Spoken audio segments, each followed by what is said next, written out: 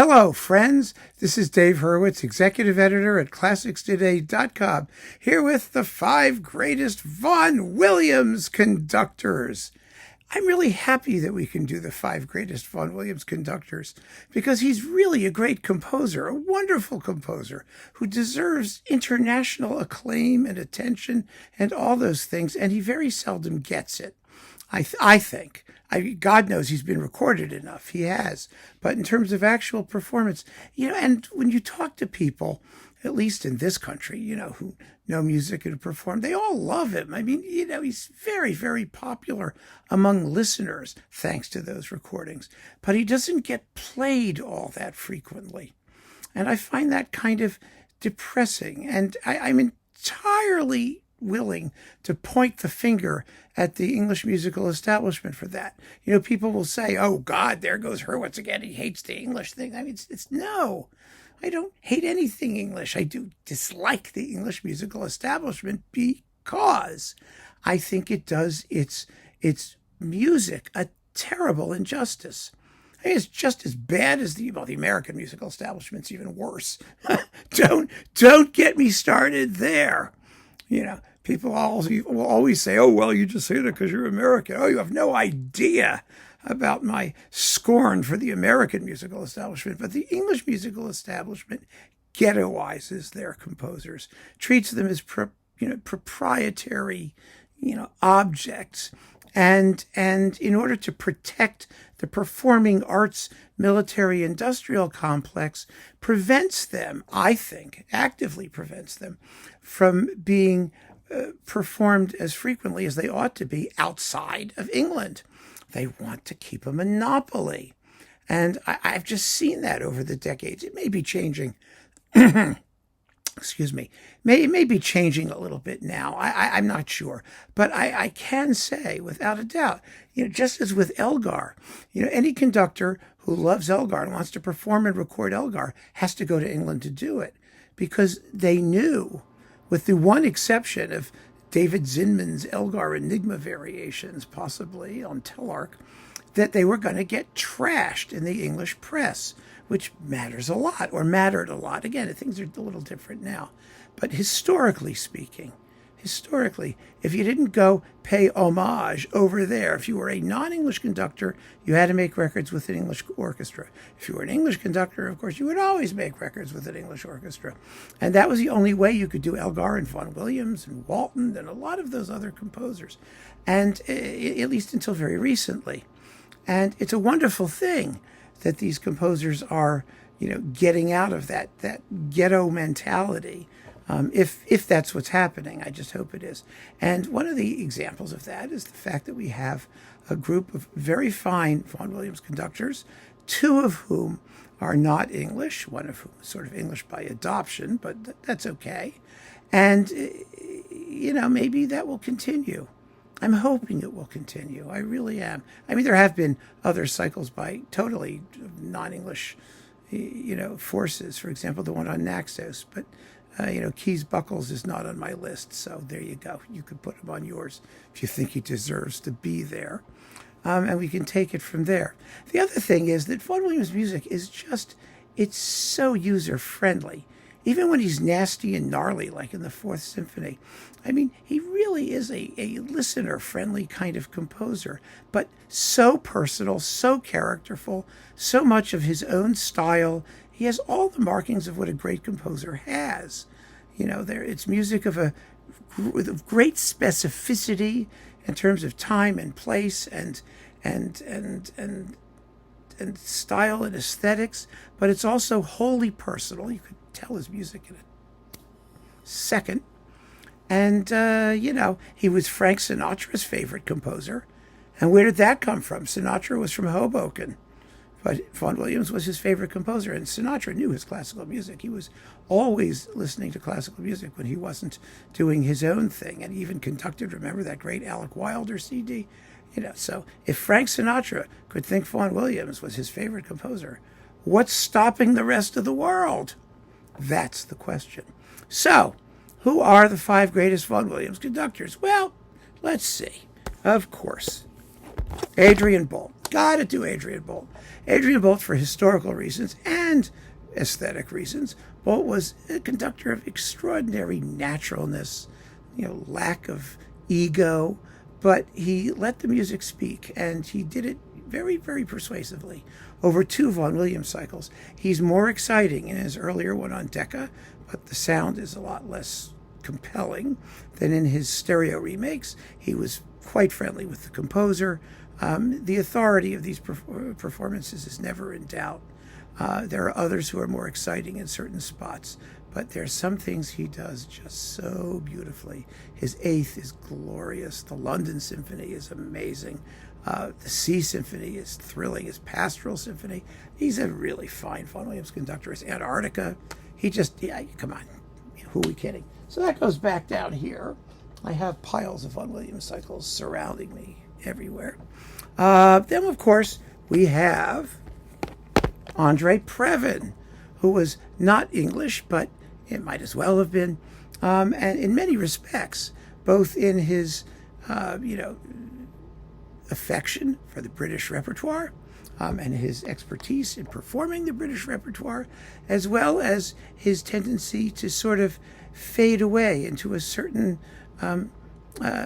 softness in some performances that was very surprising, because he could do that stunning Walton first, but then when he got to Vaughan Williams 4 and 6, he was holding back a little in some of the meaner aspects of the composer's personality. That said, there are stunning, stunning performances on here. Again, a London Symphony, the Fifth, the Antarctica, they're really, really, really first class. So, Preven is definitely on the list, and he goes down here as well, next to Sir Adrian. Here we go. And after Sir Adrian, well, Vernon Handley. Now, Vernon Handley was a local talent.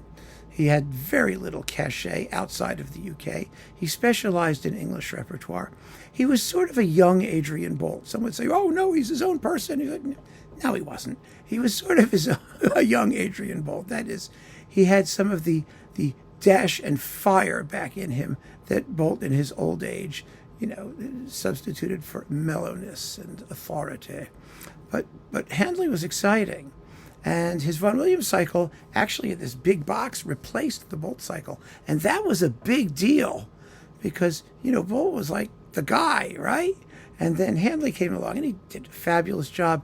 His cycle is not as well recorded, actually, as the others here. There are some very strangely distanced and not tactile performances with exaggeratedly low dynamics that make it hard to hear. At least on CD, you can crank it up and you don't have to worry about surface noise in symphonies like the Fifth and some of the others. But he was absolutely marvelous and full of tension and excitement and power and great stuff. So he goes, where does he go? He goes over here. Let me see. There we go. That goes in there. Then, of course, we have Andrew Davis. Now, Andrew Davis is another one of those conductors. He had an international career of no special distinction. He had a notable reputation of being reliable but dull in most of what he did. But later in his life, he woke up, which goes to show there's always hope.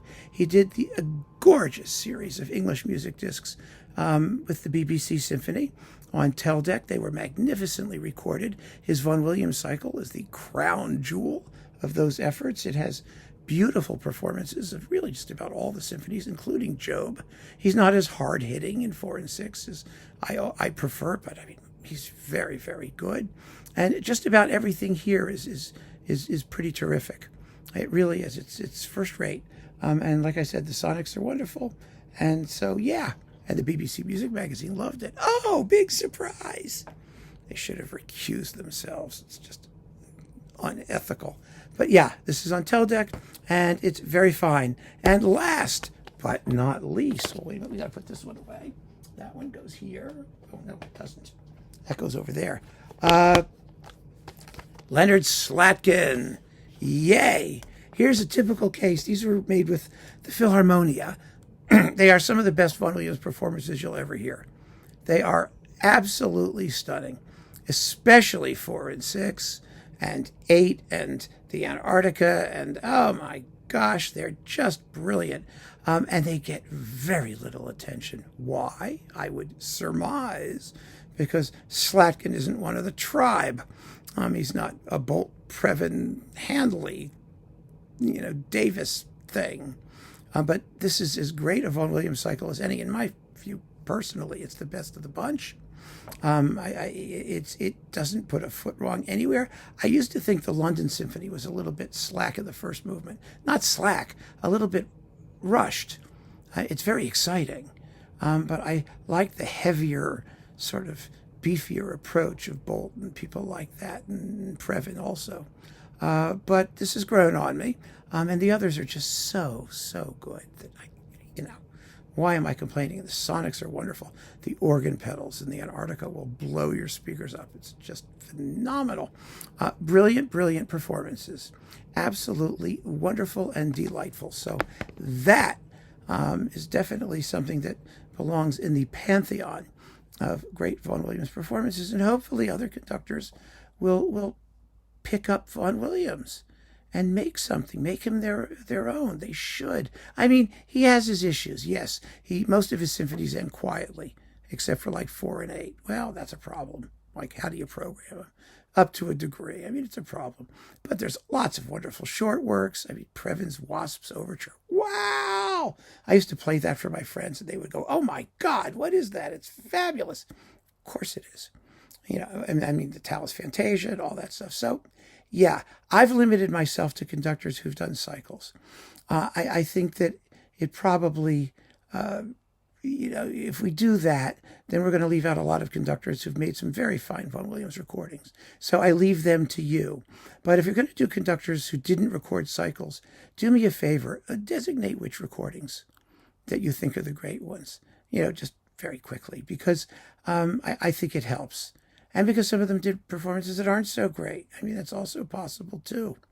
You want to cover your bases. Let's put it that way. That way we'll have a really good comprehensive list. There's one thing I do have to be dogmatic about. Anybody who mentions Bernard Haitink will be deleted because I'm really not interested in anyone else's opinion of Bernard Haitink's Vaughan Williams cycle. It's horrible. It will always be horrible. It is badly played, badly recorded, badly conducted. Not badly played, but badly conducted. Well, it's boring and awful, and I have no patience for it. That's me. So I'm giving you advance notice. Keep him off your list. And next, one other point, housekeeping. Some of you asked me if I would take these 5 greatest things and make a playlist. I sent around a notice about that last week, I think. I did that. There is the 5 greatest and worst playlist that has all of these videos in them, and there's something like 45 of them by now. It's in the 40s. And there'll be another batch before we're done. So if you're looking to follow the whole series, it should be now easy to do. And I will place a link to the playlist at the bottom of this video so that you can click and view it for yourself. So keep on listening, friends. Thanks for joining me. Take care.